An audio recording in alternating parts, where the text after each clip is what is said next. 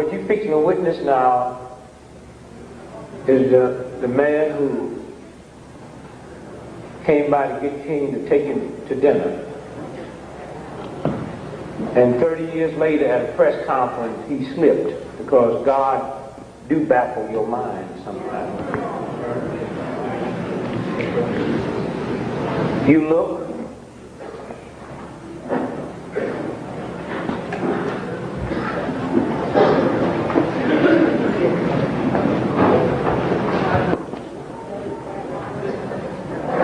some of the activities are geared especially for the young who did not have a chance to get the feel or to know what the civil rights movement actually was about. Even as they marched, now they could have stopped in a hotel, but when you think about marching from Memphis to Jackson or Jackson to Memphis, there were no hotels.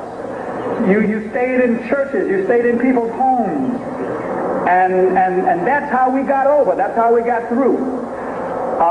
The struggle was a spiritual struggle. You couldn't pay people to do what we had to do. You couldn't pay people to stand before mad dogs and fire hoses and billy clubs and cattle prods. It was strictly a spiritual and moral movement. So we wanted that dimension to be in the pilgrimage to Memphis. We will revisit the mountaintop speech site. That's the Mason's Temple, where Dr. King made his last address, which he almost didn't make, because the night that we were having that rally, there were tornado warnings, and he was behind on the Poor People's Campaign. And he said, you guys go on over and have the rally. I'm going to stay at the motel and work on the Poor People's Campaign. When we got there, and Dr. Abernathy walked in, and Jesse Jackson walked in, and I walked in, and others, people started clapping because they thought Martin was behind us. And so Ralph's preacher said to him, this is not our crowd. And he went to the phone and called Dr. King. And any of the marches that we had in those days, you have an opportunity to bring the children and bring the family and march with us. And when I finished sharing with them the last hour of Dr. King's life, a hurry, but that gave me the wonderful privilege of spending the last hour on earth. 3 preachers in a room, Abernathy, King, and Kyle.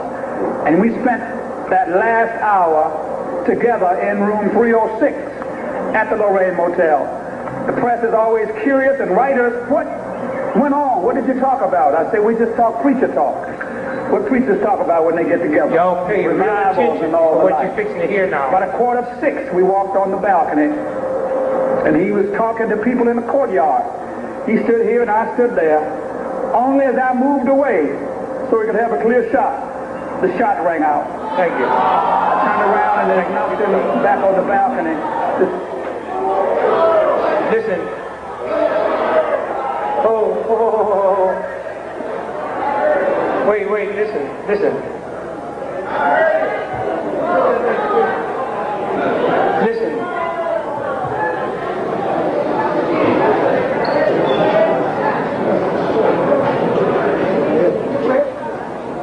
30 years later, this brother never realized he would slip and say that.